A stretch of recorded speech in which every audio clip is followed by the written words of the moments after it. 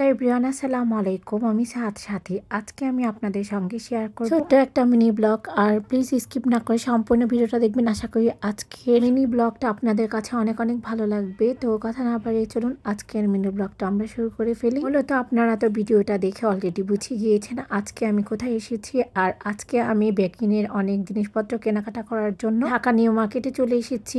আর এখানে বেকিনের অনেক জিনিসপত্র পাওয়া যায়, তো তার জন্য আমি এখানেই চলে আসছি। আর এখানে আমার যা যা প্রয়োজনীয় আমি সেগুলো নিয়ে নিলাম। আর এখানে এত আইটেম ছিল, আমি সবকিছুর নাম জানি না, বলতেও পারছি না। যাই হোক, দোকানটা দেখে ভালোই লাগলো আর আমার কেনাকাটা হয়ে গিয়েছে। আর এখন আমি মার্কেটের সামনে থেকে একটা সিএনজি নিয়ে নিলাম। আর এখন আমরা বাসার উদ্দেশ্যে রওনা দিয়ে দিয়েছি।